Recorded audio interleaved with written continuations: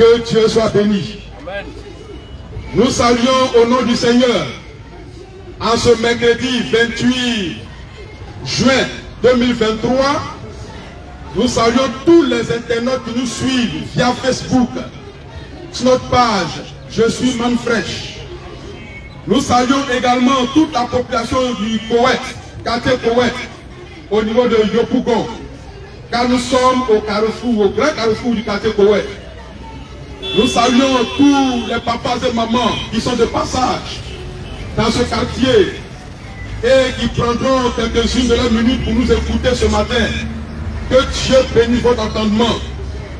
Je m'appelle Pasteur Daniel. J'ai été engendré par le frère Christ Moïse, le Fils de l'homme. Et ce matin, c'est en son nom que je suis là pour vous prêcher la manne fraîche. L'une des fonctions sacerdotales de la manne fraîche, c'est de dénoncer les fausses doctrines, les faux ouins, les faux prédicateurs, les faux pasteurs, les faux évangélistes, les faux prophètes, et rétablir la vérité de Dieu qui a été retenue captive par ces prophètes de mensonges pendant des décennies, voire même des siècles. Alléluia! Et l'une des vérités qu'on vous a pas dit, qu'on vous a caché pendant plus de 2000 ans, c'est que Jésus, Christ de Nazareth, Jésus, le Messie, n'a jamais été blanc. Alléluia. Jésus n'a jamais été blanc. C'est Jésus qu'on vous présente dans le film. C'est Jésus dont les photographies sont exposées dans les églises. Ce Jésus blanc là, c'est un bâtard. Amen. Jésus blanc, c'est un démon, un païen. Car le vrai Jésus de Nazareth, il est noir. Amen. Et il était toujours noir. Amen. La race noire. Amen. Dieu n'a jamais été blanc. Dieu lui-même, le Dieu-Esprit, il est noir. Amen. Et on va vous le prouver, si Dieu le veut, par les Écritures. Guéris le Jésus blanc là, en qui tu crois, c'est un bâtard. C'est un Jésus imposteur. C'est un faux Jésus. Car Jésus n'a jamais été blanc. Jésus est noir. Les patriarches de la Bible, ils sont tous noirs. Amen. Moïse était noir. Amen. Abraham était noir. Amen. Élie le Tishbite était noir. C'est le blanc qui ont blanchi ces prophètes-là. C'est le blanc qui ont blanchi Jésus pour faire croire que Dieu vient de la race. Oh, c'est faux. C'est une arnaque spirituelle. Tous les grands prophètes dans la Bible sont des noirs. Les vrais Hébreux, les vrais Israélites, les vrais Juifs sont des noirs. Amen. Ce que vous voyez aujourd'hui qui occupe Israël, c'est des bâtards. Alléluia. Que Dieu soit béni. Amen. Et quand on dit ça, il y a des gens qui s'excitent, qui sont en boule, qui sont en colère. Mais nous, on s'en fout de ça. Amen. Et parmi ces gens qui sont en colère, qui sont fâchés, il y a un certain petit missionnaire qui s'agite beaucoup, un tonitruand missionnaire qu'on appelle Gédéon de la Tétouva. Il est le premier des bâtards. Amen. Quand on a dit que le roi Salomon était de la race noire et qu'on l'a prouvé par la manne fraîche, Gédéon de la Tétouva s'est excité, il est sorti de son trou pour contester ce message-là. Mais sans discernement. Il a fait une sortie hasardeuse qui lui a coûté cher et qui va lui coûter cher. Amen. Parce que la sortie qu'il a faite là, ça lui a permis d'exposer sa diablerie. Alléluia. Il a exposé sa nature satanique. Il a exposé sa nature diabolique en mentant, pensant qu'il allait nous apporter la contradiction. J'ai dit, par la même chose ce matin, je, je vous le répète, le roi Salomon était noir. Il n'a jamais été blanc. Le roi Salomon qu'on vous montre dans le film là, et puis il est blanc là, c'est un bâtard. Amen. Quand les Hébreux sont les noirs, Amen. Les frères Hébreux sont les noirs. Amen. Tous les patriarches de la Bible étaient des noirs. Amen. Jésus lui-même, c'est un noir. Amen. Et je vais plus loin. Le Dieu créateur Amen. Est de la race noire. Amen. La race noire, c'est la race mère. Les blancs là, c'est une race décolorée. C'est des photocopies mal photocopiées. Amen. Alléluia. C'est la race noire qui est la race originelle et originale. C'est la race de Dieu. Donc si tu es noir, tu as intérêt à être fier de ta race. Amen.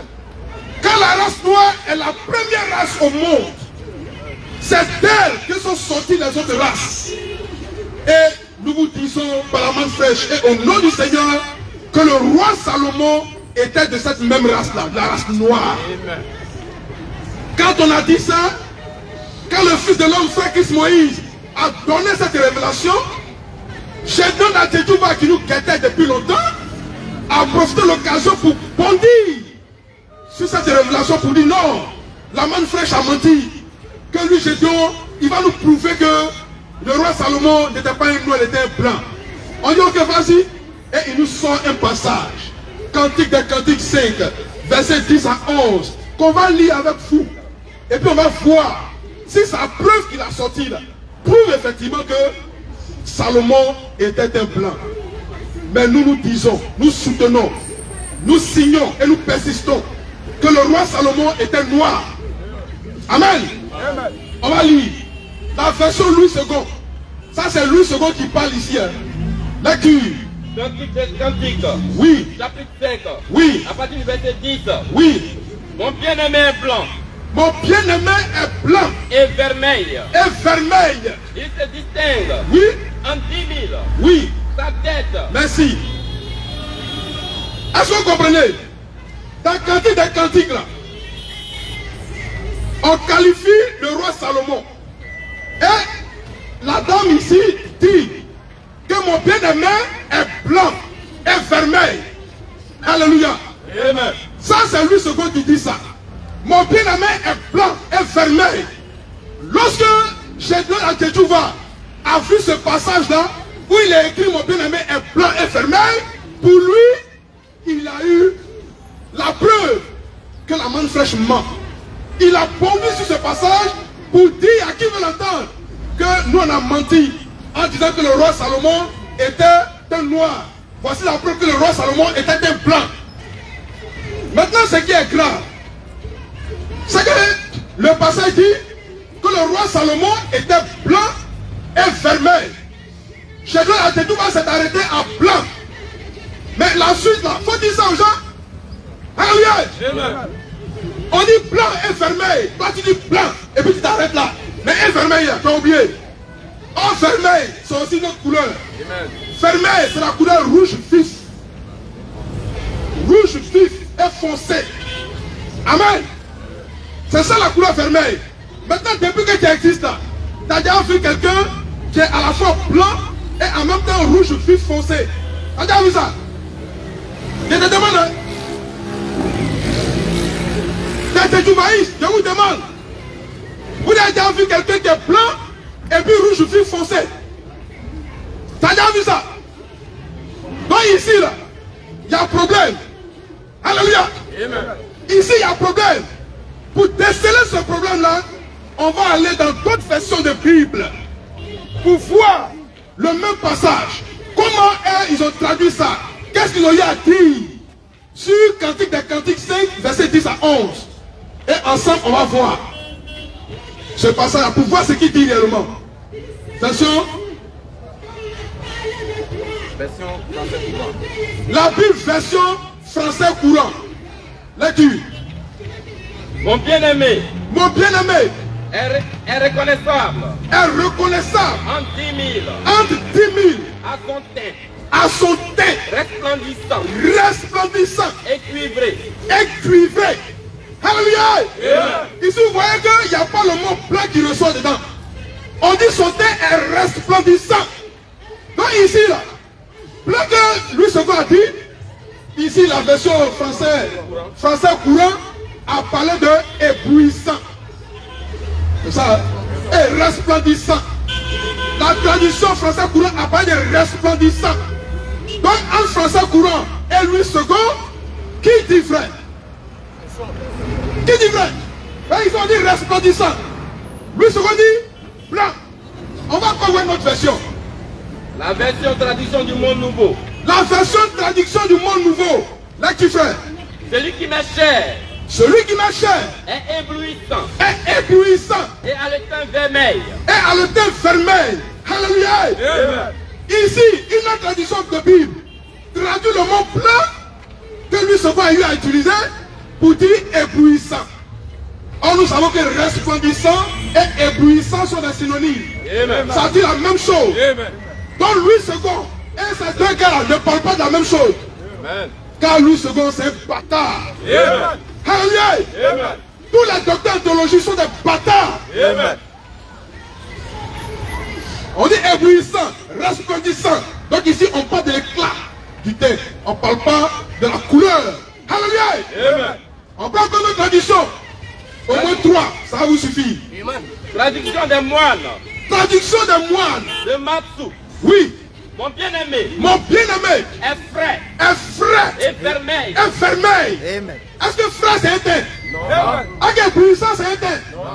Est-ce que resplendissant c'est un teint? Non. Donc ici on parle de l'éclat du teint. Alléluia. Amen. On ne parle pas de la couleur. Donc tais-toi, tu es un menteur. Amen. Tu as pensé comprendre quelque chose là. Tu as pensé avoir eu quelque chose sur lequel tu as t'asseoir pour connaître la manne fraîche. Mais tu ne peux pas connaître la manne fraîche. Car il n'y a pas l'homme pour la manne fraîche. Amen. Il n'y a pas l'homme. Je défie tout prophète ici. Je défie tout pasteur, tout prédicateur. Si tu crois que tu es loin là, viens t'accorder la manne fraîche. Ton mondial. Amen. Alléluia. Amen. J'ai dit là, c'est un bâtard. C'est le premier des salauds. C'est un imbécile. C'est un idiot. Et nous, on va lui dire ça. On lui dit ça. On le défie. Il ne peut pas répondre. On lui pose des questions. Il ne peut pas répondre. C'est lui qui a fini. Question. Bon, t'as posé question depuis quelle année? Depuis 2000, je ne sais plus combien. Oui. Donc, vous voyez, frère, la Bible là, n'est pas fiable à 100%. Amen. Faites attention à la Bible. C'est pourquoi aujourd'hui, il nous faut un prophète. Alléluia. Amen. Un homme qui est plus que prophète. Pour pouvoir déceler dans l'écriture ce qui est vrai et ce qui est faux. Amen. Afin qu'on soit conduit dans toute la lumière. Sinon, s'il n'y a pas un prophète là, on est foutu. Que Dieu soit béni. Amen. Donc vous voyez, ici, Cantique des Cantiques, 5, verset 10 à 11, ne parle pas de blanc, mais pas de resplendissant, éblouissant, frais. Donc je dois mentir. Mais on va aller plus loin. Dans le même passage, pour montrer que le roi Salomon était de la race noire, on reste dans le même passage que Gédéon a utilisé pour lui montrer que le roi Salomon était de la race noire. On continue la suite du verset. Le passage. La version. David Martin. Oui, David Martin. On prend la Bible, version David Martin. Et vous allez voir ce qui est écrit là. Et qui montre que le roi Salomon était un noir. Il n'était pas un blanc. Vous l'avez trouvé? Oui, oui. Lecture. Mon bien-aimé Mon bien-aimé est blanc est blanc et vermeil. et vermeil. Un pot enseigne Un potentiel. en 10 000. Oui. Sa tête Sa tête est un or très fin. est un or très fin. Ses cheveux Ses cheveux sont crépus, sont crépus, noirs, noirs, comme un corbeau. comme un corbeau. Alléluia. Oh. On parle des cheveux du roi Salomon dans Cantique des Cantiques 5, verset 10 à 11. On parle de ses cheveux. Et qu'est-ce qu'on dit de ses cheveux? Ses cheveux sont crépus, Ses cheveux sont crépus, noirs, noirs, comme un corbeau. comme un corbeau. Donc les cheveux du roi Salomon sont crépus. Maintenant, question. Sur toute la terre, quelle est la race qui a des cheveux crépus? Merci mon frère. Alléluia. C'est clair.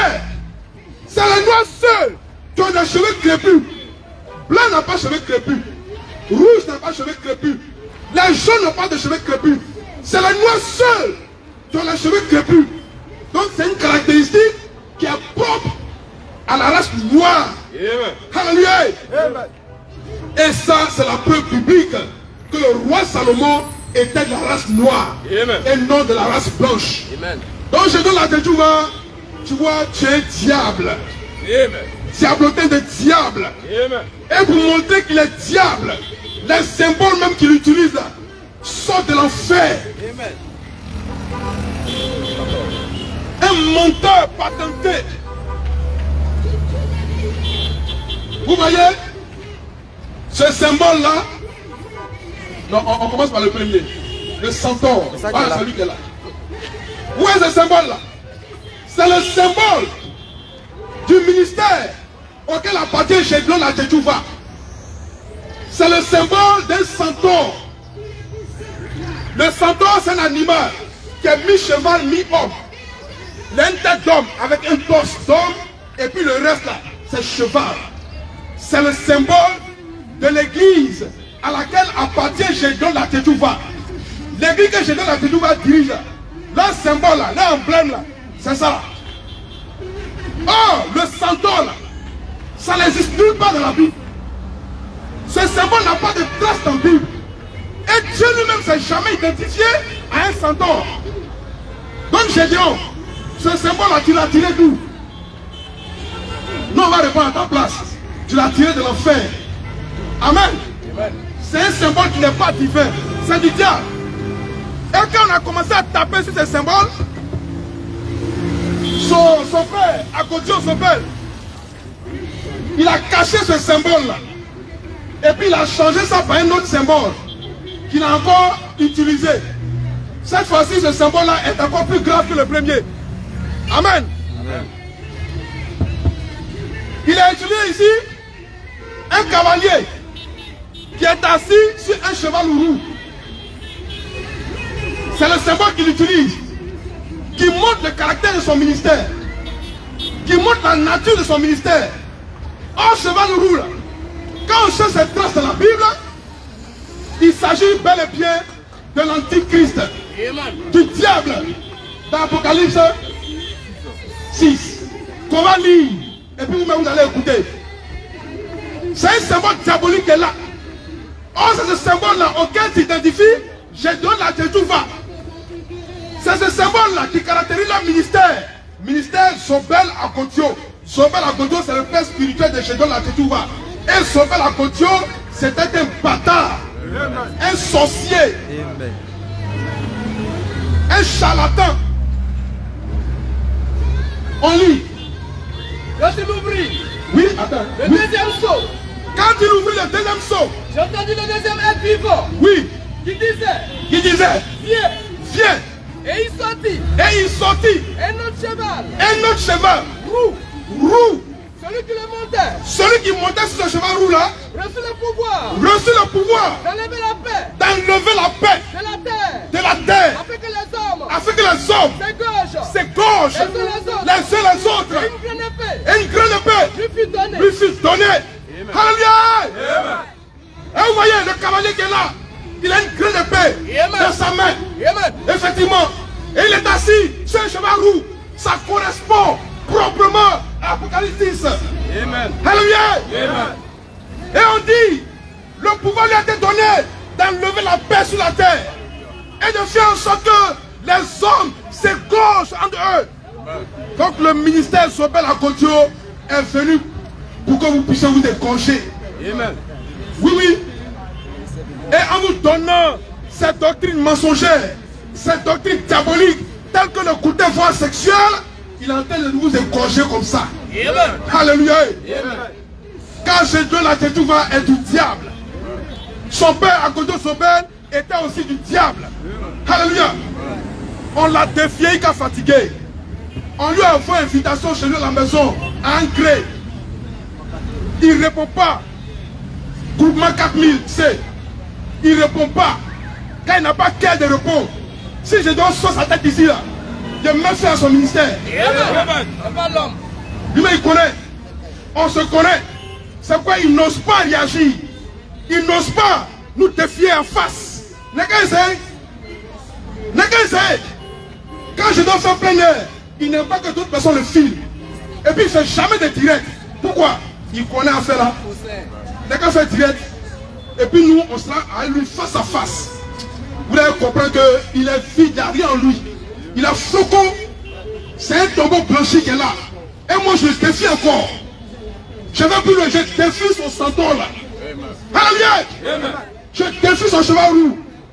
Quand on a dénoncé ce deuxième symbole, Gédéon a caché ce deuxième symbole. Et puis il a pris un troisième symbole, pensant que c'était plus inspiré que les deux premiers. On va voir.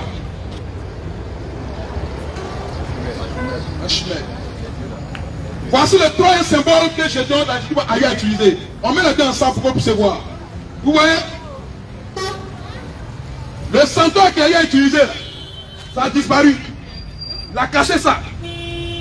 Le cheval roux, qu'on a dénoncé encore par la main fraîche, il a caché ça. Maintenant, il sort ici un lion. Un lion qui crache du feu. Depuis que tu es né là, tu as déjà vu un lion qui crache du feu. Il sort un lion qui crache du feu. Oh, ce lion qui crache du feu là correspond à un animal mythique. Alléluia. Qu'on appelle la chimère. Voici ça. La chimère, c'est un animal diabolique. Diaboliquement diabolique. Donc, Gédéon là, à chaque fois qu'il fait un symbole, le symbole est toujours le diable. Et quand on va dans les Écritures, pour voir si un tel symbole existe, ce qui se rapproche de cette chimère là est encore diabolique. Amen. Vous avez le passage? Apocalypse 9. Apocalypse 9. 17. Verset 17. Apocalypse 9, verset 17. La chimère, un lion qui crache du feu. Ce symbole-là n'a jamais été utilisé par Dieu. Jamais. Un lion qui crache du feu, tu as vu ça où? Mais, sur le plan diabolique, ça existe. Voilà. Et quand on va dans les Écritures, on voit qu'il y a un animal qui correspond à celui-là, à cette chimère. Mais cet animal-là, vous allez voir que c'est un animal qui sort tout droit de l'enfer. On va lire. Apocalypse 19, Apocalypse 9, verset 17. Lecture. Oui. Dans la vision. Oui. J'ai vu les chevaux. J'ai vu les chevaux. Et ceux qui les montaient. Et ceux qui les montaient. Ayant des cuirasses. Oui. De couleur de feu. Oui. Hyacinthe. Oui. Et de soufre. Oui. Les têtes. La tête. Des chevaux. La tête des chevaux. Était comme des têtes de lion. la tête des lions. Et de la bouche. Et de la bouche. Ils sortaient du feu. Il sortait du feu. Et de la fumée. Et de la fumée. Et du soufre. Et du soufre. Donc vous voyez, continuez un peu frère. On va descendre un peu. Le Dieu des hommes. Le Dieu des hommes Fut fut tué. tué Par ces trois fléaux. par ces trois fléaux. Le feu. Le feu, Par la fumée. par la fumée Et par le soufre. et par le soufre Ils sortaient de la bouche. qui sortait de la bouche des têtes des lions qui crachaient du feu. Alléluia! Oui, à chaque fois que je dois utiliser un symbole, c'est un symbole qui vient pour tuer les gens. Vous n'avez pas remarqué ça? Quand il a pris cheval roux, le cavalier, il vient pour tuer les gens. Il vient pour que les gens se gorgent entre eux. La mort. Il dit la chimère. Encore, la chimère encore, elle dit dans l'écriture qu'elle vient encore pour tuer le tiers des hommes. C'est quel genre de ministère tu as? Et puis quand toi tu viens sur terre, c'est la mort, la désolation, la guerre, il n'y a pas de paix. Je donne la toujours à un ministère de mort. Amen. Vous tous qui croyez en ce ministère-là, faites très attention. Il n'est pas encore trop tard pour que vous puissiez vous ressaisir. Il brandit la Bible en haut, mais en bas là, sont cachés des symboles satanico-diaboliques. Et c'est ce qu'on vient de voir. Les trois symboles sont du diable. Et tout à l'heure, on a un réveil à 10 h derrière le collège savant 1. Tout à l'heure, où on va vous montrer encore que Gédéon est du diable. On ne peut pas tout voir ce soir. Et on a encore une photo par rapport à ça. On va vous montrer tout à l'heure. Donc il brandit la Bible. Parce qu'il sait que les chrétiens aiment beaucoup la Bible. Donc il va vous montrer ça. Pour que vous puissiez dire en vous-même que certainement que c'est un prédicateur qui vient de Dieu. Mais ce qui est caché en bas là, c'est du diable. Amen. Il s'est déguisé en ange de lumière. Il a pris une peau de brebis. Or, en bas là, c'est un loup ravisseur qui est caché là. Et ce matin, par la main fraîche, nous sommes venus le dénoncer. Amen. Dénoncer son ministère. Dénoncer ses symboles qui sont du diable. Et puis même, une chose. Shaitan la Tedouba dit que tout ce qu'il dit, tout ce qu'il fait, vient de la Bible. N'est-ce pas? Qui le connaît? Il a tout dit ça, non? Il a tout dit que lui là, tout ce qu'il fait, tout ce qu'il dit, vient de la Bible. Il s'est même moqué d'un évangéliste qui a dit que lui, il est évangéliste international. J'ai donc dit le mot international n'est pas dans la Bible. Par conséquent, tu es un faux évangéliste. Maintenant que je dois nous dire, ministère Sobel Akoto là, c'est dans la Bible. Ministère Sobel Akoto, est-ce que c'est un ministère qui est dans la Bible? Tu as une fois vu Sobel Akoto dans la Bible? Tu as envoyé 5 ministères. Selon Ephésiens 4, verset 11, il n'y a pas de ministère Sobel Akoto dedans. Et chez nous, a tout nous dit que lui n'a pas de ministère. Que lui, il est un simple missionnaire. Or, on voit ici que tu appartiens à un ministère. Ouais, tu n'as pas de ministère, mais ce ministère, c'est quoi? Ministère Sobel Akoto. Et puis, tu n'as pas de ministère. Tu as la tête d'une église. Or, on sait qui Dieu place à la tête d'une église. C'est le pasteur. Alléluia. Tu peux dire, c'est en tant que qui? Tu peux les offrandes, c'est en tant que qui? Si tu n'as pas de ministère. En vérité, je dois vous montrer par là qu'il est un imposteur. Oui, tu n'as pas de ministère et tu prêches. Tu n'as pas de ministère et tu diriges l'église. Ça veut dire, de façon claire, qu'il est un imposteur. Parce que Dieu, là, il n'envoie pas les gens sur les prédicateurs sans ministère. C'est pas possible. Moi qui suis là, je suis pasteur. Amen. Et c'est ma qualité de pasteur que je vous prêche ce matin. Mais lui là, c'est en quelle qualité il vous prêche? Puisque lui-même il dit qu'il n'a pas de ministère. C'est lui-même qui dit ça, c'est pas moi. Maintenant, c'est en quelle qualité tu prêches aux gens? C'est en quelle qualité tu diriges l'église? C'est en quelle qualité tu envoies la révolution chrétienne? C'est en quelle qualité tu insultes les gens? C'est en quelle qualité? Ce n'est qu'un imposteur. Il dit aussi que sa chimère, lui tout ce qui sort vient de la Bible. La chimère, là, où sont ces traces dans la Bible? Le centaure, où sont ces traces dans la Bible? Le centaure là, il sort d'où? La chimère là sort d'où? Il n'y a rien de Dieu dans tout ce qu'il fait. Et toi, tu oses contredire la manne fraîche. Toi qui fais les choses du diable, c'est toi qui as contredit la manne fraîche qui vient de Dieu. Tu es qui? Tu sors d'où? Faites attention à Gédéon la Tedouba. Il fait beaucoup de bruit. Il a beaucoup de versets bibliques. Il récite des versets par cœur. Et ces versets-là, il ne les comprend même pas. Il récite des versets bibliques par cœur, mais il ne comprend même pas ces versets-là. Gédéon se lève un bon matin. Et il dit aux gens que aujourd'hui, là, je ne peux plus envoyer un ministère prophétique. Mais qui nous montre ça dans la Bible, là? C'est quel passage où Dieu a eu à dire que dans notre temps ici, là, il ne va plus jamais envoyer de ministère prophétique. Amen. Il a dit ça où? C'est quand nous montrons dans la Bible. Gédéon fait des déclarations pompeuses parce qu'il a envie de se faire voir. C'est pas sa faute, c'est un guerrier qui vient du mont Péco. Bon, c'est pas pour moquer les guerriers. Moi, ma femme, elle est guerrier. Alléluia! Donc, je ne suis pas contre les guerriers. Voilà. Donc, en fait, il fait des déclarations pompeuses. Et il vous fait croire qu'il croit la Bible, mais en réalité, il ne croit en rien. Parce que quand tu dis que Dieu ne peut plus envoyer aujourd'hui des ministères prophétiques, tu dis cet enseignement-là tout. Parce que Dieu n'a jamais dit ça dans la Bible. Il n'a jamais dit ça dans l'Écriture. Que lui, là, il ne va plus envoyer des ministères prophétiques, il n'a jamais dit ça. Frère, s'il n'y a pas de ministère prophétique sur terre, nous tous là, il est mieux qu'on aille vagabonder dans les rues, sortez de vos églises et puis allez faire la Java. Alléluia! Car tout part du ministère prophétique et du ministère qui est plus grand que ça, qui est le ministère du Fils de l'homme. Amen. S'il n'y a pas un ministère prophétique sur terre, c'est pas la paix.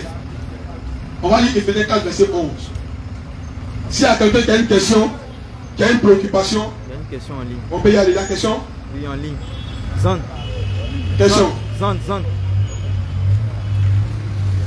On va prendre la question d'abord.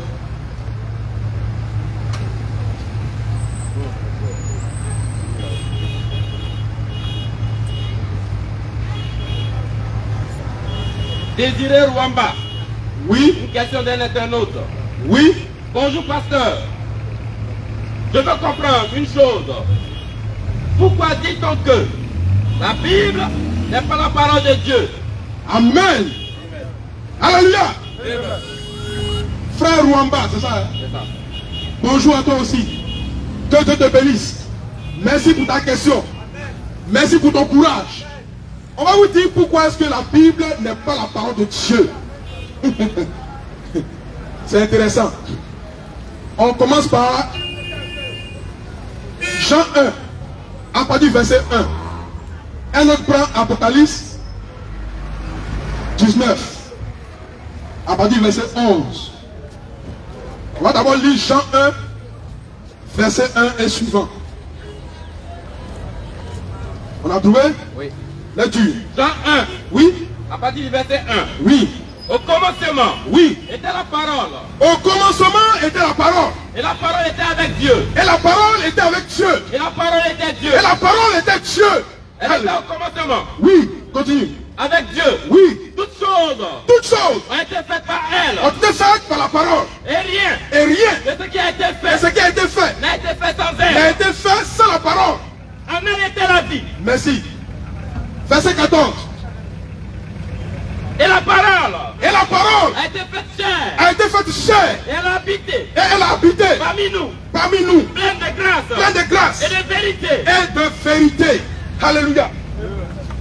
Donc partant de là, on voit déjà que la Bible n'est pas la parole de Dieu. Amen. Car au commencement, la Bible n'était pas. Amen. Mais au commencement était la parole. Amen.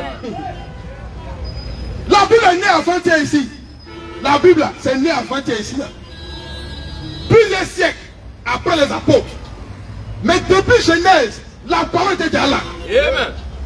Et c'est par la parole que Dieu a tout créé. Quand Dieu créait, il n'avait pas une Bible en main. C'est sa parole qu'il avait. Et il parlait. Et puis les choses venaient à l'existence. Donc la parole, là, elle est plus vieille que la Bible. Amen. La parole est le créateur du monde et de tout ce qu'il en fait. Alléluia. La parole, c'est Dieu lui-même. Et non ce livre. Reprends Jean 1, verset 1. Reprends ça. Jean 1, verset 1. Oui, Au commencement oui, était la parole. oui, Et la parole oui, était avec Dieu. oui. Et la parole Et la parole était Dieu. était Dieu. C'est pas ton livre là. C'est pas ton livre qu'on appelle Bible là, qui est la parole de Dieu. C'est pas ça. Nous on peut prêcher sans Bible. La Bible, c'est rien du tout. La Bible ne peut pas te donner la vie. Amen. La Bible ne peut pas te sauver. La Bible ne peut pas te guérir. La Bible ne peut rien faire pour toi. Alléluia. Amen. Mais la parole peut tout faire pour toi. Amen. Apocalypse 19. Verset 11. Lecture. Puis je vis le ciel ouvert. Puis je vis le ciel ouvert. Et voici, Et voici, parmi un cheval blanc, parmi un cheval blanc, celui qui le montait celui qui le montait s'appelle. fidèle et véritable. Oui, monsieur. Et il juge Oui, et combat avec justice. oui, Ses yeux oui, étaient comme une flamme de feu. oui, Sur sa tête oui, étaient plusieurs diadèmes. oui, mais Il avait un nom écrit il avait un nom écrit que personne ne connaît. que personne ne connaît. Si ce n'est lui-même. Si ce n'est lui-même. Attends un peu. Ce monsieur qui est sur le cheval blanc là, on dit qu'il avait un nom écrit que personne ne connaît si ce n'est lui-même. Mais ce soir et ce matin, par la manne fraîche, on va te révéler son nom. Quand tu vois la description, tu sais qu'il s'agit de Jésus.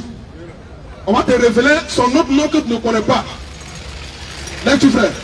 Il était revêtu Oui, de vêtements teintés de sang. oui, Son nom son nom est la parole de Dieu. est la parole de Dieu. Le nom de Jésus, que tout le monde ne connaît pas là. Si ce n'est nous qui sommes à la main fraîche, c'est la parole de Dieu. C'est le nom du Seigneur. Donc vous voyez, la Bible elle-même rend témoignage qu'elle n'est pas la parole de Dieu. Amen. Mais elle rend témoignage de la parole de Dieu. Alléluia. La Bible rend témoignage de la parole de Dieu, mais elle n'est pas la parole de Dieu. Amen. La Bible rend témoignage de Jésus, mais elle n'est pas Jésus. Amen. La Bible rend témoignage de Dieu, mais elle n'est pas Dieu. Amen. C'est tout. Donc j'espère que le frère Rwamba a compris. Et on vous dit aussi pourquoi la Bible n'est pas la parole de Dieu. Parce que dans la Bible, on trouve la vérité aussi d'un côté et le mensonge de l'autre. Bible, il y a mensonge dedans. Il y a mensonge dans la Bible. Je répète encore. Il y a mensonge dans ta Bible. Il y a contradiction dedans. Il y a des faussetés dedans. Il y a des diableries dans la Bible. Il y a diable dans la Bible. Je sais que ça te fait mal, hein, parce que tu as un amour inconditionnel pour la Bible. Voilà. Mais c'est la vérité, on te dit. On ne peut rien te cacher. Ta Bible a été infestée de beaucoup de mensonges. Mais il y a aussi, par endroit, la parole de Dieu. C'est ça qui fait qu'elle ne peut pas être la parole de Dieu. Là. Mais la parole de Dieu, là, elle est vérité, vérité, vérité à 100%. On ne peut même pas trouver un prêt de mensonge dedans. Oh, la Bible, il y a beaucoup de mensonges, beaucoup d'erreurs, beaucoup de contradictions, beaucoup de fausseté. Et puis dans la Bible, on y trouve aussi la parole du diable, on y trouve aussi la parole des hommes, on y trouve aussi même la parole des animaux. Amen. Tout ça là, ce mélange là, ne peut pas être la parole de Dieu, c'est pas possible. Voilà. Et la Bible n'est pas fiable à 100%. C'est pourquoi, plutôt que de t'accrocher à la Bible, cherche à t'accrocher à la parole de Dieu. Alléluia. Qui est le Seigneur. Je vais encore plus loin. Aujourd'hui, cette parole-là a été encore faite chair. Quand elle descend sur terre, elle ne devient jamais un livre. Quand elle descend sur terre, elle devient chair. Et aujourd'hui, la parole a été faite chair. À la personne de Christ Moïse, le Fils de l'homme. Et aujourd'hui, la parole de Dieu, c'est la manne fraîche. Que Dieu vous bénisse. Amen. Question.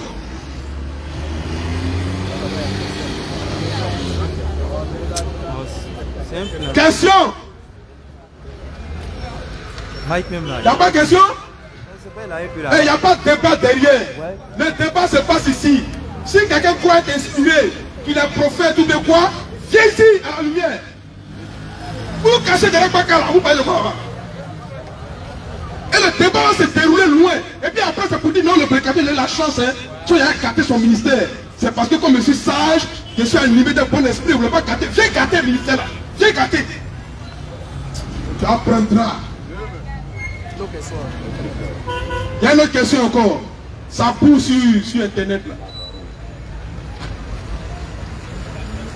La question de Navarro. Oui. Les livres qui étaient ouverts dans l'Apocalypse, c'était quel livre? Dans quel Apocalypse? Quel passage d'Apocalypse? Regarde le passage. Dans le passage.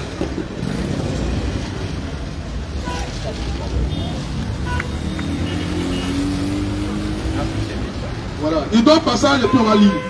Ou bien il voit les livres qui sont ouverts. On dit les livres. On n'a pas dit la Bible. Oh, les chrétiens, mais ils vont lire. On va donner le passage, on va lire et puis on va essayer de répondre à sa préoccupation. Voilà. En attendant, si quelqu'un a une question, et les hommes, habitants du Koweït, soyez courageux. Si quelqu'un a une question à poser, même s'il veut contester ce qu'on vient de dire là, le micro est ouvert. Il ne faut pas attendre qu'on va partir et puis tu as tapé derrière ici pour dire non. C'est parce que je ne voulais pas les humilier. Il faut humilier. Nous, on cherche ça même. Viens, tu vas humilier. Question. Oui. Aou Kwadio. Oui. C'est quoi une Bible? Aïe. Faut demander aux chrétiens là. C'est eux qui connaissent la Bible. nous disons que la Bible n'est pas la parole de Dieu. Ça c'est clair. C'est très clair. Et aucune part de la Bible, tu vas trouver que la Bible dit qu'elle est la parole de Dieu. La Bible reconnaît qu'elle n'est pas la parole de Dieu. Elle reconnaît ça. C'est vous les chrétiens qui ne reconnaissez pas ça. Sur la Bible, elle s'est déjà détournée il y a longtemps. Voilà. Donc, ce qu'elle est aujourd'hui là, c'est quoi? Oui, c'est pas aux chrétiens de répondre. Hein. Mais ce qui est sûr, c'est que c'est un livre. Ça c'est sûr. C'est un livre. C'est un recueil même de plusieurs livres qu'on a compilé pour en faire un livre. Voilà, c'est ce que je peux dire quoi. Question. Ouais, les dalles. Dernière question. De toute façon, dimanche prochain, on est là. Dimanche qui vient là, à 16h, on est là. Donc si tes questions sont restées à ta gorge, tu peux revenir ça dimanche prochain. À partir de 16h, on va s'attraper encore ici. Et puis on va s'édifier ensemble. Par la manne fraîche que Dieu a donnée à son roi, frère Christ Moïse, le fils de l'homme. Oui? Question. Qu'est-ce que lui pas comme? Oui. Sur quoi? Oui? Vous vous basez, vous prêchez. Sur la parole de Dieu. Amen. C'est aussi simple que ça. Et je l'ai déjà dit, aujourd'hui la parole de Dieu c'est la manne fraîche. Donc c'est sur ça qu'on se base pour prêcher. Voilà. Quand vous regardez la Bible n'a jamais dit que Jésus est noir. N'est-ce pas? La Bible même ne connaît même pas le teint de Jésus. Mais par la manne fraîche, on voit que Jésus est de la race noire.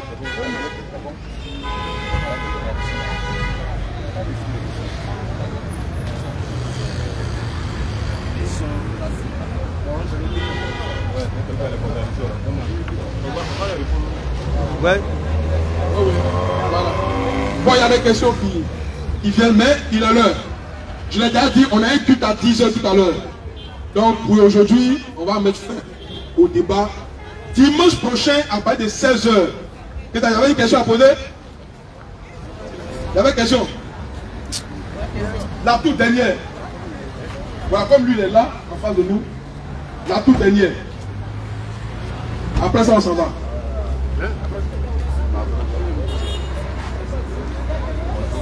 Bonjour. Faut laisser. Bonjour, cher frère. Bonjour. Voilà. Bon, c'est pas... Présentez-vous d'abord. Moi, je suis le frère Taco. Taco. Ok. Taco Vivien. D'accord. Enchanté. C'est ma première fois de vous voir ici. Ok. Voilà. Donc, il est important de venir échanger avec vous. Pas de problème. Ok. Je suis content de l'occasion de vous poser une question. Parlez un peu fort hein, pour que les gens entendent. Ok. Oui.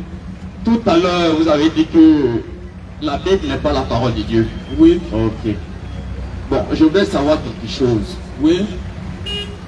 La Bible n'est pas la parole de Dieu selon vous. Mais comment est-ce que nous avons reçu la révélation sur Jésus-Christ? C'est bon? On peut continuer, hein? Je vous pose un peu, après je vous pose un problème. Voilà, c'est une première question. Ah, c'est la première question. Ok. C'est à plusieurs volets quoi. Comment on a reçu? Si la Bible, Oui. n'est pas la parole de Dieu, comment est-ce que nous avons eu, en tant qu'être humain, la révélation sur Jésus-Christ? La révélation que Jésus-Christ est Dieu. Ok, merci pour la question. Maintenant, je réponds par une question. Comment est-ce que l'apôtre Pierre a reçu la révélation sur Jésus? Amen. Ok. Comment est-ce que l'apôtre Pierre a reçu la révélation sur Jésus? On prend le passage. Le passage où Jésus... Matthieu 16. Matthieu 16. Oui, je réponds à la question. Hein. Amen. Que Dieu soit béni. Nous sommes. Allons-y. J'ai démontré comment on reçoit la révélation de Jésus. Je ne sais pas comment tu as reçu pour toi, hein, mais moi, je vais te montrer comment moi j'ai reçu ça. Et puis il y a un modèle dans la Bible. Oui, on va répondre à toutes les questions. On va revenir aux différentes questions qui ont été posées. Voilà, on est là pour ça, pour éclairer la lanterne des gens. Oui, Matthieu 16. À partir du verset 13. Jésus Oui, était arrivé oui, dans le territoire de Philippe de Césarée. oui, Demanda à ses disciples, oui. qui suis-je? Qui suis-je? Au dit des hommes. Au dit des hommes. Moi le fils de l'homme. Moi le fils de l'homme. Il répondit. Les disciples répondent. Les autres disent Les gens disent que tu es Jean-Baptiste. que tu es Jean-Baptiste. Les autres, Les autres, Élie. Élie. Les autres, Oui, Jérémie. Jérémie. Ou l'un des prophètes. Ou l'un des prophètes. Et vous, Et vous, leur dit-il, les dit-il, qui dites-vous qui dites-vous que je suis? que je suis? Simon Pierre Simon Pierre répondit, répondit, tu es le Christ, tu es le Christ, le Fils le Fils du Dieu vivant. du Dieu vivant. Jésus, Maintenant, on va voir comment est-ce que l'apôtre Pierre a reçu cette révélation-là. Est-ce que c'est par la Bible? Est-ce que c'est par la Torah? Est-ce que c'est par quoi? On va voir ça. Là, tu frère. Jésus, Jésus, reprenons la parole lui dit, reprenez la parole, lui dit, tu es heureux, tu es heureux, Simon, Simon, fils de Jonas, fils de Jonas, car ce ne sont pas la chair, ce ne sont pas la chair et le sang et le sang qui t'ont révélé cela, qui t'ont révélé cela, mais c'est mon Père c'est mon qui est Père dans les cieux. qui est dans les cieux. Amen.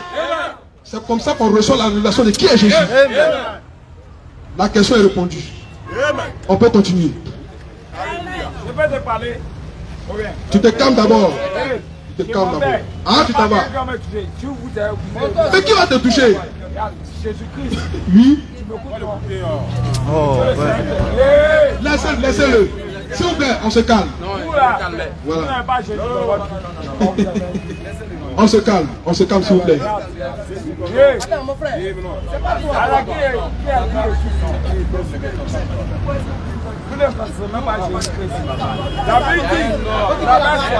S'il vous plaît. Silence. Reviens. Ne parlez plus. Ne parlez plus. Monsieur, Oui.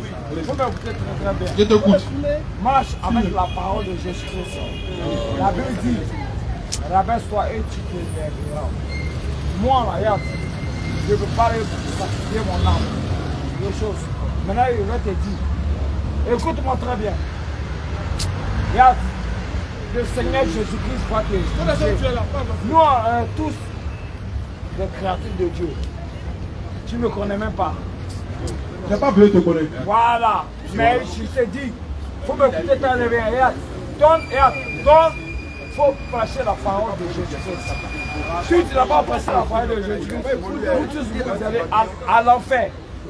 Vous tous vous allez à l'enfer. Je m'en vais à la maison. Merci. Il faut marcher avec Jésus-Christ. Question. Voilà. Allons-y. On va arriver à la maison. Hey, peut-être. Faut te calmer. Bon. Là, tu. Hey, question, s'il vous plaît. Question. Ok. C'est que... Et puis c'est là. Et puis la preuve. Vous ne les pas. Laissez-le. Laissez-le. Regarde, tu te proclames serviteur de Dieu et te parles. J'ai dit, je m'en fous de ta parole. J'ai dit, marche avec Jésus-Christ. Voilà. Faut poser des questions, on va avancer. Non, on peut pas faire.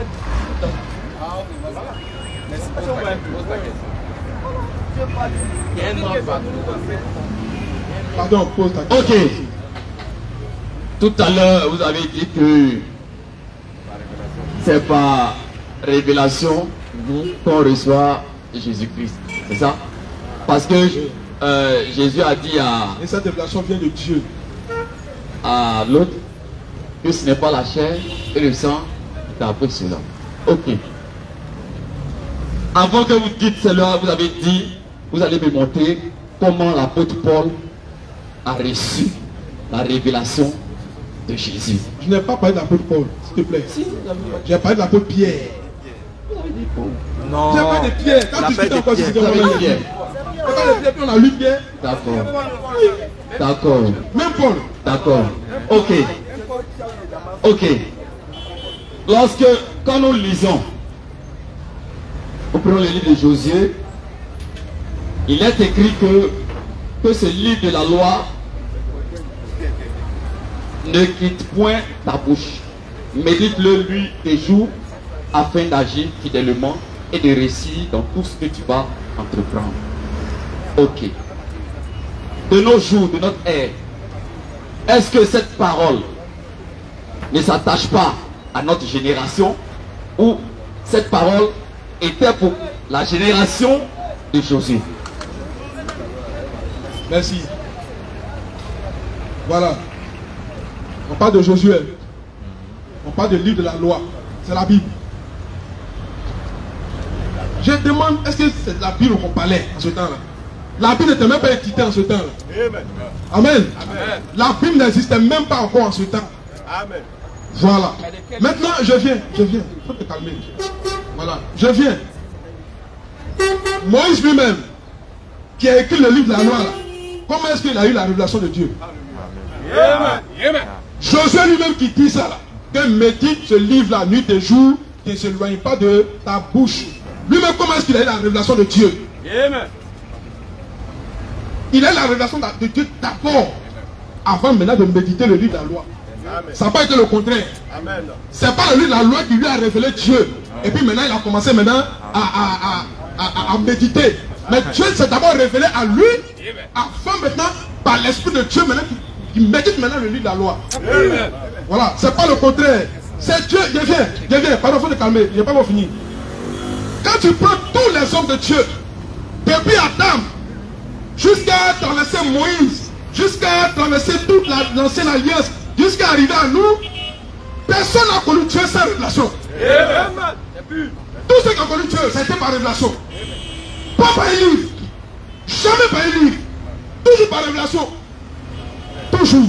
Et c'est parce que Moïse a connu Dieu qu'il a pu entendre les paroles du Seigneur et puis il a mis ça sur un support pour donner ça au peuple. Je dis encore, il y a Jean. Jean aussi.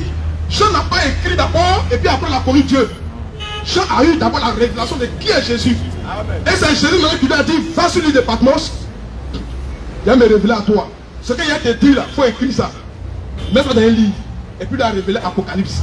Mais c'est après avoir connu Dieu. Amen. C'est après avoir eu la révélation de qui est Christ. Amen. D'abord, c'est comme ça que Dieu se révèle. Tu ne vas jamais passer par un livre. Voilà, on va aller vite. D'accord. Jusqu'à là, sincèrement dit, vous ne répondez pas à ma question. Vous ne répondez pas à mes questions. Est-ce que vous voyez un peu? Je vais vous poser ma dernière question. La dernière. Et je vais vous laisser parce que vraiment, si. Parce que tu veux forcément prouver que non, on ne peut connaître Dieu que par la Bible. Maintenant, donne-moi un seul exemple de qui a connu Dieu par la Bible. Là. Tout à l'heure, avant de commencer, moi j'ai parlé, j'ai dit, comment est-ce que sans la parole de Dieu, sans la Bible, nous pouvons avoir la révélation de Jésus-Christ à notre ère. Mais vos réponses vraiment m'ont pas convaincu pour notre existence actuelle. Est-ce que vous voyez un peu? Maintenant, il te dit. Non, je viens. C'est moi qui ai le micro, monsieur. Oui, mais tu n'es pas le maître de mais vous avez dit de venir tu n'es pas le maître de sciences. Non, tu ne pas. Non, mais quand j'ai le micro, vous me laissez parler et puis après, moi, je dépose le micro. Je vais éclaircir seulement ce point-là pour te laisser continuer. Je comprends bien ta pensée. Écoutez, c'est tout simple. J'ai le micro, n'est-ce pas? Donc, vous me laissez terminer et après, je dépose le micro. Faut parler, termine. Voilà. Ok. Ma dernière question est simple. La Bible dit dans le livre de Matthieu, chapitre 28,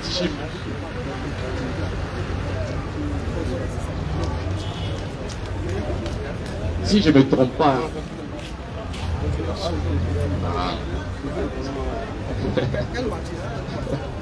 Matthieu chapitre 28. Non, faut dire ce que tu avais à dire. Faut parler. On prend le temps. Allez partout dans le monde.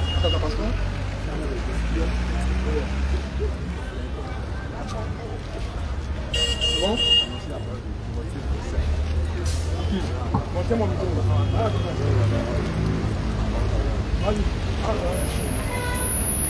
Allez partout dans le monde, annoncer la bonne nouvelle, n'est-ce pas? Ok. Comment est-ce que on peut annoncer la bonne nouvelle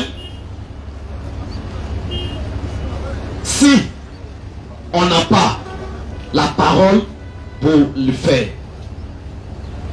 Et qu'est-ce qui est la bonne nouvelle? Comment est-ce qu'on peut annoncer la bonne nouvelle si on n'a pas la parole, si on n'a pas la révélation de celui qu'on va annoncer? Parce que la bonne nouvelle...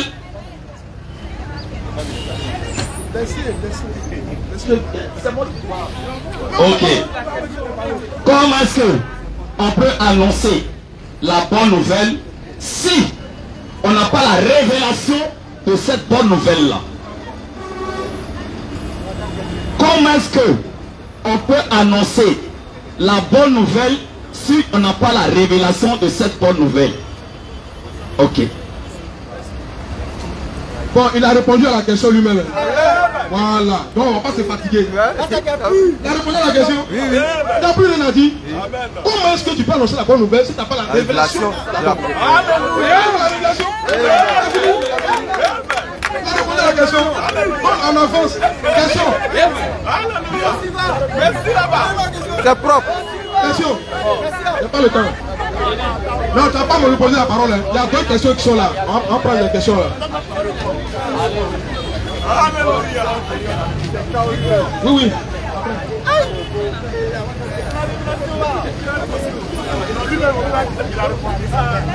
Question. Oka Junior André, c'est quoi la manne fraîche? Son origine et sa mission?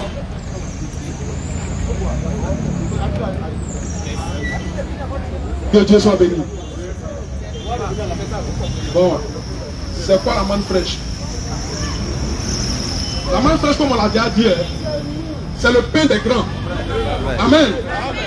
Le pain du ciel. Son origine, elle est divine. Amen.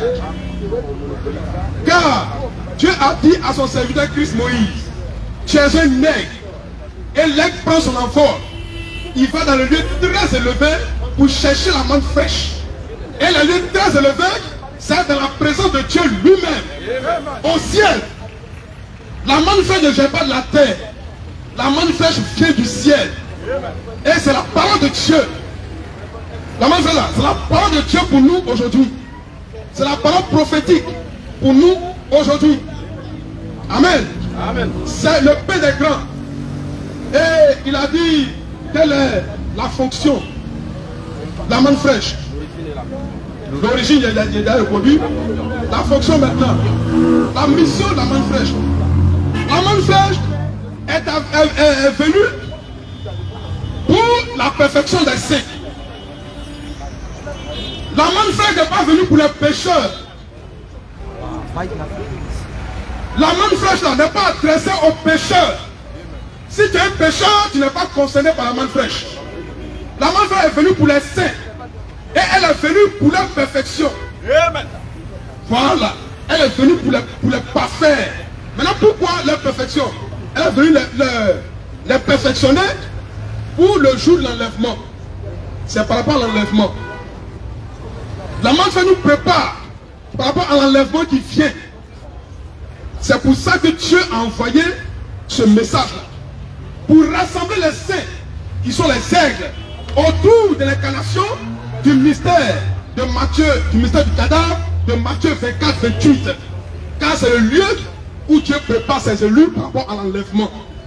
Donc la manne fraîche, c'est venu pour ça. C'est venu pour les saints, c'est venu pour les parfaits, c'est venu pour les rassembler, c'est venu pour les préparer pour le jour de l'enlèvement. Voilà. Et la manne fraîche vient pour donner le plein salut aux élus de Dieu. La manne fraîche aussi vient pour dénoncer. Parce que pour perfectionner, il faut enlever ce qui est faux. Pour planter ce qui est vrai. Donc la manne fraîche aussi vient pour dénoncer ce qui est faux et pour rétablir la vérité de Dieu qui a été retenue captive par les faux prédicateurs. Et ce matin, c'est ce que nous faisons. Nous dénonçons les hérésies de Gédéon la Tétouva. Nous dénonçons cette déviation doctrinale et nous restituons la vérité de Dieu par la manne fraîche. Amen. C'est ce que je peux dire comme ça de façon résumée. Question. Question. Que donc pas lui pas comme. Si vous vous basez sur la parole de Dieu, d'où sort cette parole? Donnez-nous si depuis le début là. Ils ne savent pas de quoi on parle encore. Il dit si vous basez sur la manne fraîche et sur la parole de Dieu, d'où vient cette parole? Mais cette parole, c'est que la parole de Dieu là. C'est la manne fraîche que la parole de Dieu. C'est pour se base dessus. Amen. Voilà, c'est aussi simple que ça. Il faut que vous compreniez. Vous ne pouvez pas dissocier la manne fraîche de la parole de Dieu. Car la manne fraîche, c'est la parole de Dieu. Donc c'est sur ça qu'on se base pour parler. On va prendre l'écriture. Jean 9. C'est ça? Non, pas Jean 9. Matthieu 5, verset 39 à 40. Pardonnez, suivez. Ah, c'est Jean 5 qui dit Matthieu. Ah, d'accord. Excusez-moi pour le passage. C'est plutôt Jean 5, verset 39 à 40. On va voir quelque chose. Écoutez, après, il ne faudra pas revenir sur ce qui a été dit. Voilà, pour nous perdre du temps pour rien. Là qui vous. Laisse-le. Vous connaissez les Écritures. C'est Jésus qui parle. Hein? C'est Jésus qui était s'adresser aux gens, aux Juifs de son temps. Il dit quoi? Vous sondez les Écritures. Vous sondez les Écritures. Parce que vous pensez. Parce que vous pensez. Avoir en elle. Avoir en elle. La vie éternelle. La vie éternelle. Ce sont elles. Qui rendent témoignage de moi. Qui rendent témoignage de moi. Et vous ne voulez pas venir à moi. Et vous ne voulez pas venir à moi. Pour avoir la vie. Pour avoir la vie. Alléluia. Yeah. Alléluia. Ici, Jésus met une différence entre l'Écriture et lui. Il met une différence entre la Bible et lui. Il met une différence entre la Torah et lui. Pour dire aux gens, aux chrétiens bornés, aux ignorants, aux idiots spirituels, il a dit, vous sondez les Écritures, vous méditez la Bible, parce que vous pensez que en méditant la Bible, vous allez avoir la vie éternelle. Jamais. Et Jésus a dit, vous avez joué pité. Et vous ne pouvez pas venir à moi, Jésus, pour avoir la vie. Car la vie n'est pas de la Bible. Et la vie est à moi, le Fils de l'homme. Si tu veux avoir la vie, viens à moi. Laisse ta Bible de côté.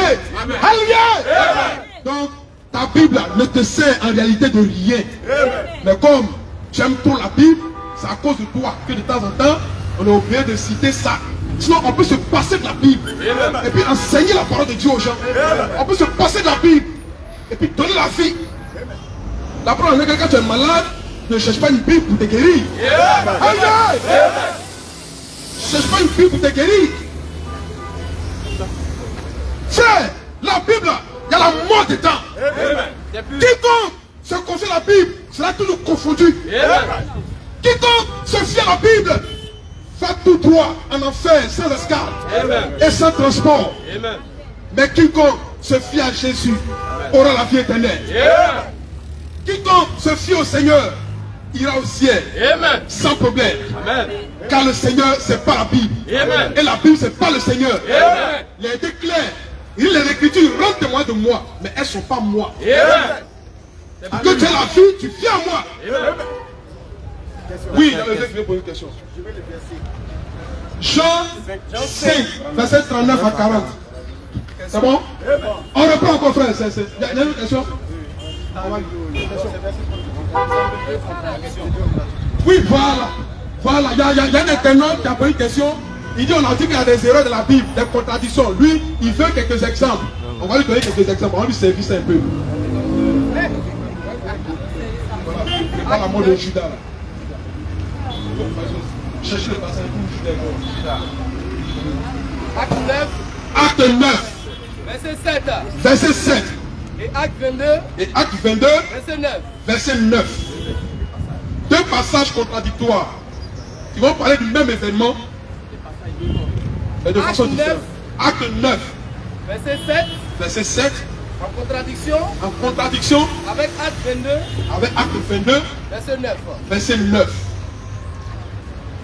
Maintenant, on commence par le premier passage. Acte 9, verset 7. Oui. Les hommes qui l'accompagnaient. Les hommes qui accompagnaient Saul. Demeuraient stupéfaits. Ils entendaient bien la voix. Ils entendaient bien la voix.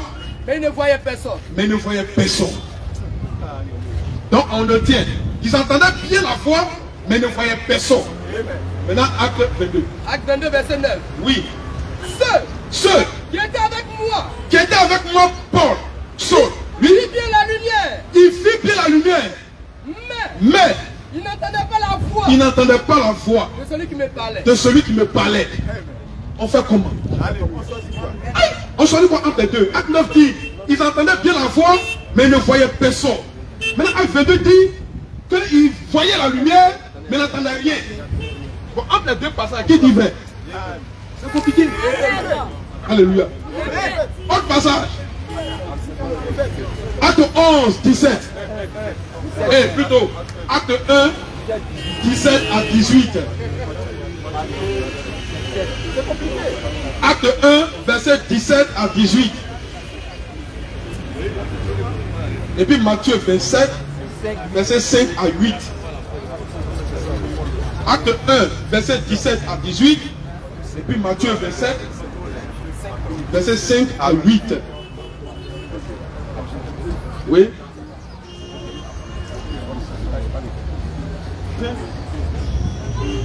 Matthieu 27, verset 5 à 8. Judas jetait les pièces d'argent dans le temple, Oui. se retira Oui. et alla se pendre. Et Allah se pendre. Les principaux sacrificateurs Oui. les ramassèrent Oui. et dit, Et dit. il n'est pas permis de les mettre dans le trésor sacré, Oui. puisque c'est le prix du sang. C'est le prix du sang.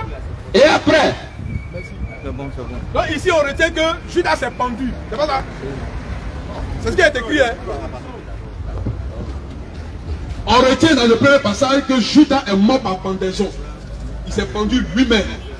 Maintenant, on va prendre notre passage, acte 1, verset 17 à 18. Lecture. Il était compté Oui, parmi nous. oui, Et il avait part oui, au même ministère. oui. Cet homme, Judas, ayant acquis un champ, un champ avec le salaire du crime, avec le salaire du crime, est tombé, s'est rompu par le milieu par le milieu du corps. du corps. Et toutes ses entrailles Et tous ses intestins se sont répandus. sont sortis. Amen. Donc ici, il y a deux récits différents sur la mort de Judas. Le premier récit dit que Judas s'est pendu. Le deuxième récit dit que Judas a chuté. Il s'est jeté. Et puis il est tombé. Et puis son milieu, là, son ventre, là, ça a éclaté. Et puis ses intestins sont sortis. Donc entre les deux passages, qui dit vrai?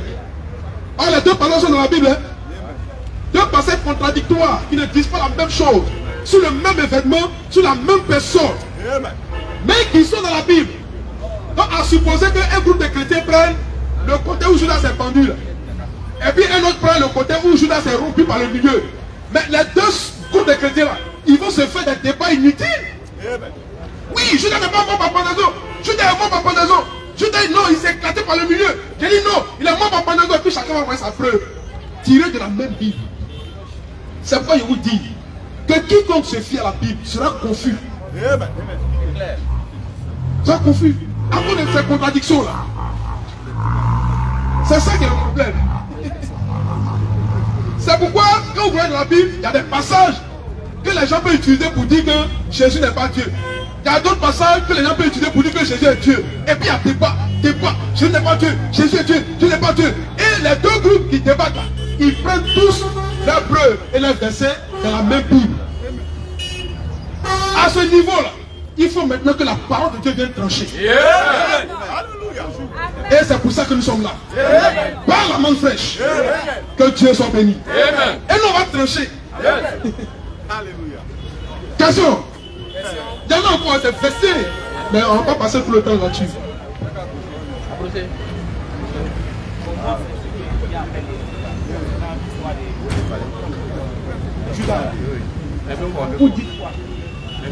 Ah, tranché. Ah. sa question, parmi les deux passages qui ont été lus sur Judas, quelle est nous notre position? Est-ce qu'il est mort par pendaison ou bien il a été rompu par le milieu? Vous servez de vous. Quel livre pour expliquer ce passage? Aïe.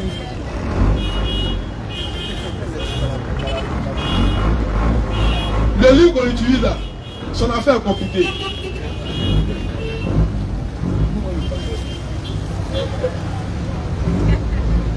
Le livre que l'on utilise là, son affaire est compliquée. Si je te parle de ce livre là, c'est compliqué. Il faut être à un niveau spirituel pour comprendre ça. Et j'ai hâte de montrer ça. Amen. Mais ce n'est pas le livre que toi tu penses là. C'est là le problème. Hein. Voilà, toi tu as un modèle de livre dans ta tête qui ne correspond pas au livre dont il a parlé. Et pourtant, on rend témoin de ce livre aussi. Alléluia. Oh, Dieu est bon. D'abord, je prends d'abord Jean 1, verset 14. Jean 1, verset 14. Je commence par là. Pour te montrer le livre dont il parle. Il dit on s'appuie sur quel livre? Pour parler, pour prêcher. Si la Bible n'est pas la parole de Dieu. Lecture. Jean 1, verset 14. Oui. Et la parole. Et la parole a été faite chair. a été faite chair. Et elle a habité parmi nous. Elle a habité parmi nous. Pleine de grâce. Pleine de grâce. Et de vérité. Et de vérité. Alléluia. Oh. C'est un livre. Mais quelle sorte de livre? Un homme. Une personne. La personne du Seigneur Jésus-Christ. C'est sur elle qu'on se base pour vous prêcher.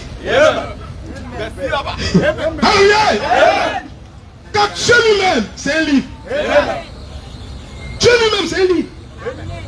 Quand tu l'appuies là, parole là, ça sort. Et c'est cette parole là qui donne la vie. Car il est écrit que pour la foi vient de ce qu'on entend. La foi ne vient pas de ce qu'on lit. La foi vient de ce qu'on entend. Et ce qu'on entend, c'est la parole de Dieu. Donc il te faut entendre une voix. Il te faut entendre une voix pour voir la foi. Amen. Et cette voix-là, c'est la parole de Dieu. Et pour qu'elle puisse se révéler sur terre, il faut qu'elle devienne un homme. Alléluia. Dieu n'est pas au ciel. Et puis il balance par-dessus le ciel un livre sur terre pour que chacun vienne prendre pour se débrouiller avec. Dieu ne fait pas ça. Dieu là, prend un homme qu'il fait parole de Dieu. La foi sur terre pour nous prêcher la révélation de Dieu. C'est ce que Dieu a fait avec Moïse. C'est ce qu'il a fait avec Élie. C'est ce qu'il a fait avec Jean-Baptiste. C'est ce qu'il a fait avec son fils Jésus. Et c'est ce qu'il fait avec Christ Moïse, le fils de l'homme. On va lire le passage. Écoute bien. Parce que moi aussi, je suis une parole de Dieu. Je suis un livre. Et je te passe au matin de ce qui est écrit en moi. Lecture, frère. 2 Corinthiens 3, 3. 2 Corinthiens 3, verset 3. Lecture. Vous êtes manifestement une lettre de Christ. Vous êtes manifestement une lettre de Christ. Moi, pasteur Daniel, je suis une lettre de Christ. Et la parole est écrite en moi. Et je te parle de ça. Car je suis un livre pour toi ce matin. Faut me lire.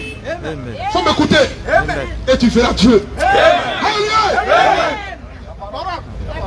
Que Dieu soit béni. Question. Non, n'a pas tranché.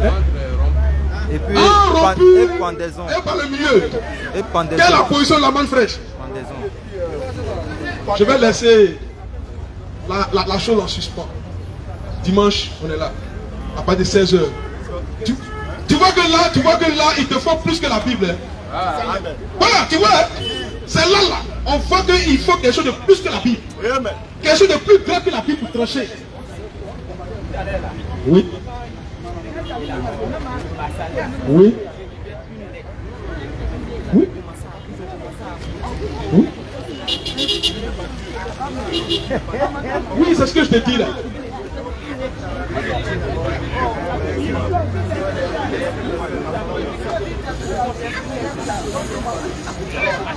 On conteste quoi? Mais c'est la vérité. Oui, on a dit que dans la Bible, il y a aussi des paroles de Dieu dedans. On a dit ça ici. Maintenant, frère, moi, je vais t'expliquer quelque chose. T'appelles comment? C'est quoi? Ndri Francis. Très bien. Tu as ton nom qui est écrit sur un extrait de naissance? Non, je te demande. Est-ce que ton nom est écrit sur un extrait de naissance? Ndri Francis. Est-ce que tu as un extrait de naissance? C'est écrit sur du papier. Je te demande. Pour répondre. C'est pas écrit. Tu n'as pas d'extrait de naissance. Tu en as. Tu as un extrait de naissance. Bon, quand on jette les... Quand on jette l'extrait de naissance là, elle ça dit que tu ne t'appelles plus Ndri Francis. Est-ce que toi-même tu ne connais pas ton nom pour révéler ça aux gens, même sans extrait de naissance? Tu peux le faire. Et c'est ce que Dieu a fait pour nous. Nous là, c'est pas Bible, on a lu pour connaître ça. Dieu par la manne fraîche nous a révélé que nous sommes une lettre de Christ. Maintenant, je viens. C'est après ça maintenant que pour montrer, comme les chrétiens aiment la Bible, pour montrer ça, on a dit dans la Bible, c'est qui est inspiré de Dieu dedans, et puis qui parle de ça. C'est ça qu'on a pris maintenant pour étayer nos propos. Sinon, on ne se base pas sur la Bible pour dire ça. C'est pas Dieu nous a dit ça qu'on en parle. Maintenant, on a déjà expliqué ici plusieurs fois. Depuis le début, on ne fait que parler de ça. On dit la Bible n'est pas la parole de Dieu. Parce que dans la Bible, il y a erreur dedans, il y a mensonge, et puis il y a aussi vérité. Les deux choses sont mélangées dans le même livre. C'est pourquoi elle ne peut pas être la parole de Dieu. Dans la parole de Dieu, il n'y a pas de mélange dedans. Il n'y a pas ce qui est faux dans la parole de Dieu. Tout ce que Dieu dit est fait à 100%. C'est de ça qu'il s'agit. Donnons sa pousse sur ce qui est inspiré de Dieu dans la Bible là, pour prêcher. Ce qui n'est pas inspiré de Dieu dans la Bible, non, on ne parle pas de ça. On ne prend pas ça. C'est de ça qu'il s'agit. Voilà. Oui, maintenant il y a quoi encore? Oui.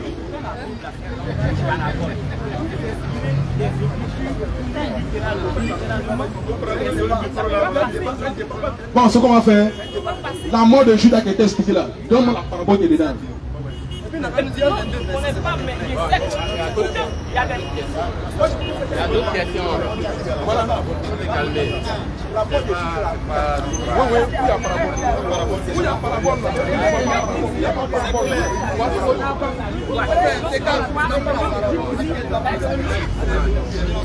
Vraiment poser des questions.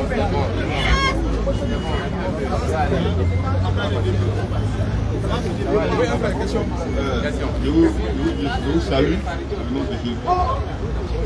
Bonjour monsieur. Bon, je voulais savoir. C'est quel nom d'abord? Moi c'est Billy Stéphane. Billy Stéphane.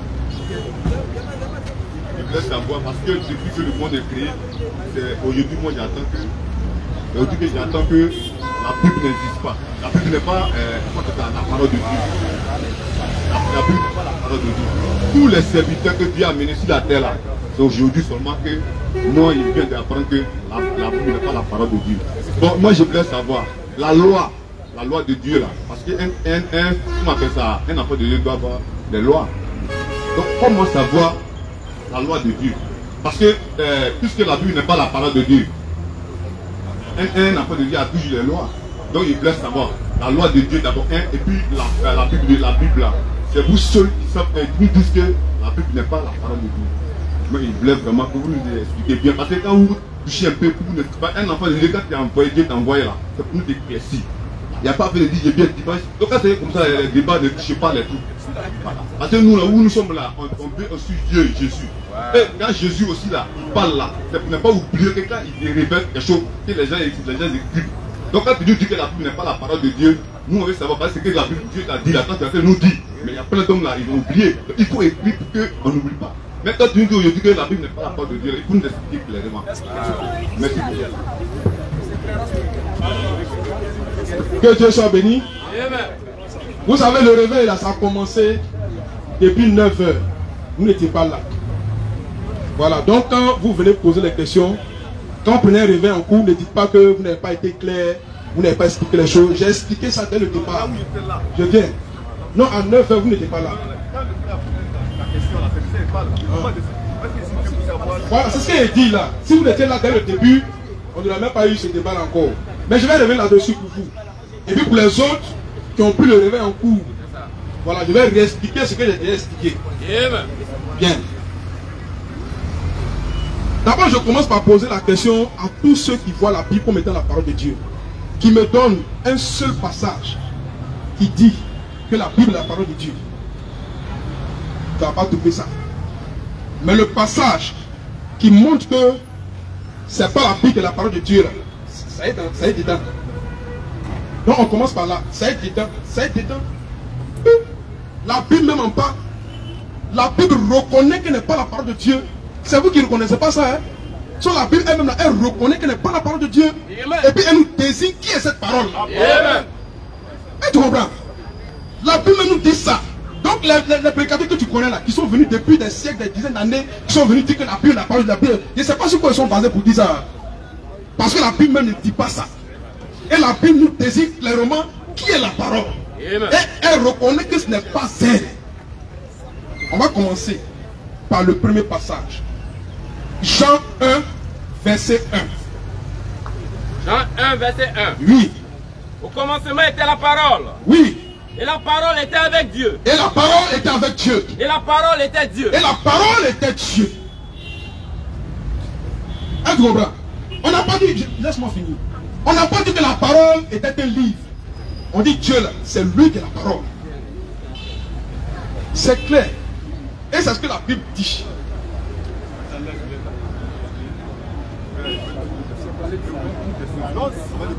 Oui, il n'y a pas de problème. Jean là, comment il sait que la parole, comment on appelle ça, n'est pas la parole de Dieu?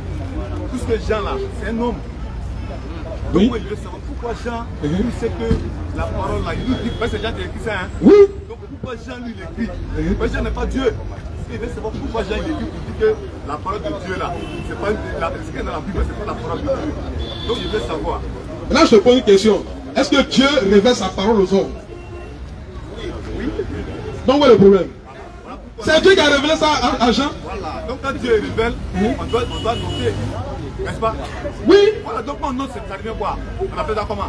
Toi tu viens de me parler, si moi vous venez de me parler, tu ne dois pas chier ici, tu ne dois pas faire telle chose. Tu ne dois pas que j'oublie. Parce que c'est Dieu, vous êtes Dieu. Tu ne dois pas que j'oublie, je viens de noter ça. Mais c'est la parole que Dieu m'a dit. Elle dit à son peuple, puisque l'homme peut oublier.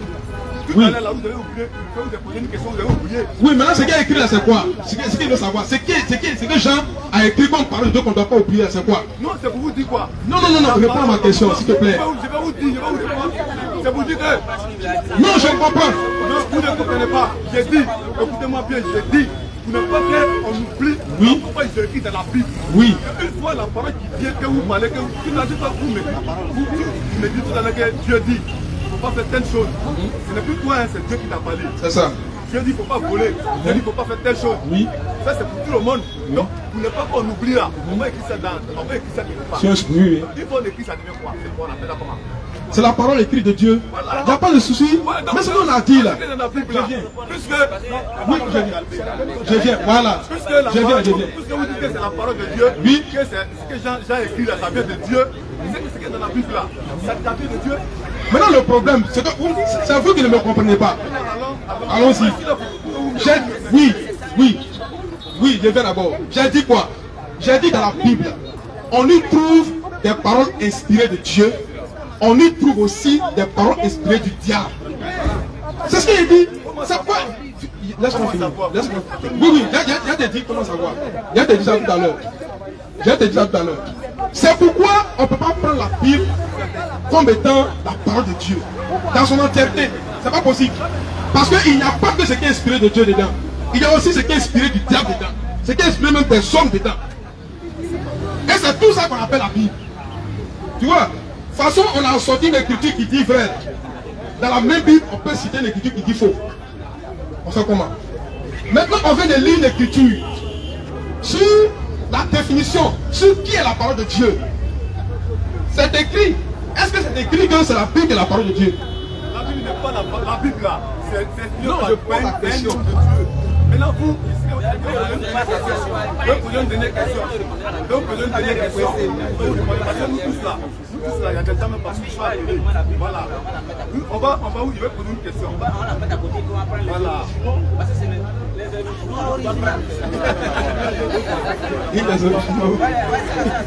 Attends, il faut laisser la parler. Si après tu as quelque chose à dire, tu vas prendre la parole. Il n'y a pas de problème. On est là pour ça.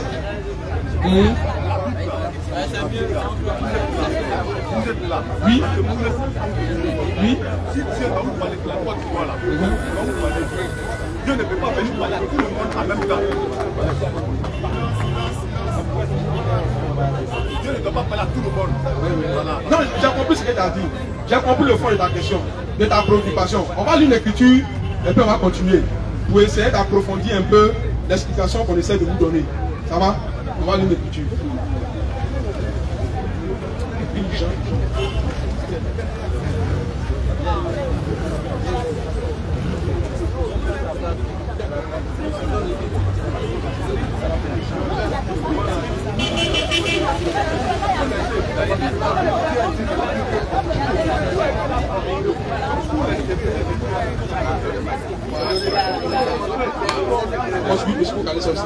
Bon, écoutez-moi, hein, s'il vous plaît. S'il vous plaît, écoutez très bien ce qu'on va lire. Voilà, c'est pour nous édifier, pour nous éclairer. On va commencer par un premier passage. Apocalypse 10, verset 4. Lecture, frère. Et quand les sept tonnerres, lui fait entendre leur voix, j'allais écrire. Et j'ai entendu du ciel, Une voix qui disait, celle ce qu'on dit, les sept tonnerres, et ne l'écris pas. Amen. Donc c'est pas tout ce que Dieu révèle qu'on écrit. Il y a des écrits que tu ne veux pas qu'on écrive. Ça caresse là. Oh pourtant c'est la parole de Dieu. Mais ça n'a pas été écrit. C'est pas parce que c'est pas écrit que c'est pas la parole de Dieu.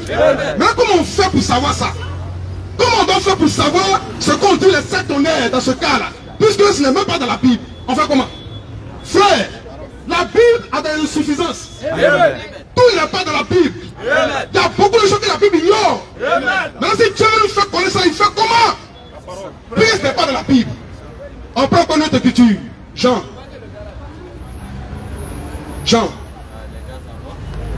Il a dit de chercher ça. Le dernier verset de Jean. Voilà, Jean 21. Jean chapitre 21, verset 25. Écoutez très bien la parole. Lecture. Jésus a fait encore beaucoup d'autres choses. Si on les écrivait en détail.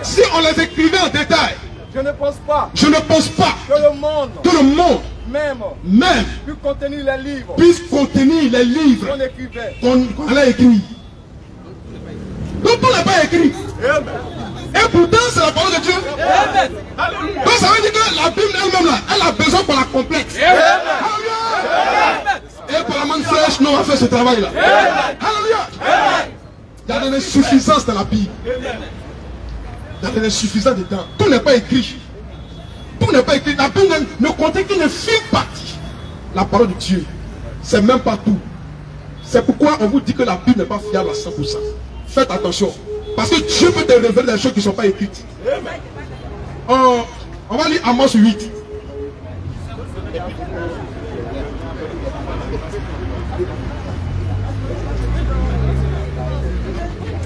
Écoutez très bien, on va lire deux derniers passages.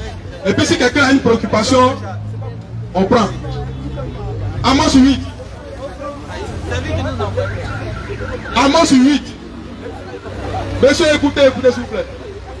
Amos 8, verset 11 et suivant. Amos 8, verset 11 et suivant. Voici. Les jours viennent. C'est Dieu qui donne sa parole à son prophète Amos pour prophétiser sur les derniers temps. Écoutez très bien ce qu'il va dire. Oui. Voici. Les jours viennent. Dit le Seigneur. L'Éternel. Où j'enverrai. La famine. Dans le pays. Non pas la disette. Du pain. Et la soif de l'eau. Mais la faim. Et la soif. D'entendre. Les paroles de Dieu. Ils seront alors errants. D'une mer à l'autre. iront ça et là pour chercher la parole de l'Éternel. la parole de Dieu. Alléluia. Ils vont chercher la parole de Dieu. Qu'est-ce que Dieu va dire? Pourquoi? Non, on l'a appelé. Ah, on l'a appelé. Quelqu'un doit prendre le relais. Quelqu'un doit prendre le relais, s'il vous plaît. Ils iront ça et là Ils iront ça et là pour chercher la parole de Dieu. La parole de Dieu. Et ils ne la trouveront pas. Et ils ne la trouveront pas. Amen. Et ils ne la trouveront pas. Et Dieu parle des derniers temps. Oh, pourtant la Bible est versée. Il y a plus de 4777 versions de Bible. Et 2777 versions de Bible plutôt. Et à tous les carrefours, il y a une librairie qui est là où on vend beaucoup de Bibles. Mais Dieu dit, un temps arrivera où les gens vont chercher sa parole, ils ne vont pas trouver ça. Il parle de quoi? C'est ça le problème. Il parle de quoi? Oh, putain, on trouve la Bible partout. Mais là, tu parles de quelle parole? C'est ça le problème. Donc Dieu lui-même, il fait une différence entre sa parole et la Bible. Mais une bonne différence même. Maintenant, tu as trouvé? On va lire. 2 Corinthiens. Dernière écriture. 2 Corinthiens 3. 3. Verset 6. Verset 6. Oui. Il nous a aussi rendu capables. Oui. D'être ministres. Oui. D'une nouvelle alliance. Oui. Non de la lettre. Oui. Mais de l'esprit. Non de la lettre, mais de l'esprit. Car la lettre tue. La lettre tue. Mais l'esprit vivifie. L'esprit vivifie. Alléluia. On dit la lettre tue, mais l'esprit vivifie. Les Juifs étaient accrochés sur la Bible Torah. Quand Jésus est venu, Jésus leur apporte la parole de l'esprit, ils refusent ça. Ils prennent l'écriture, ils sont morts dedans. Et ceux qui ont pris la parole de l'esprit ont été vivifiés. Que Dieu vous bénisse. Nous pensons qu'on sera dimanche, 16h. Que Dieu vous bénisse. Amen.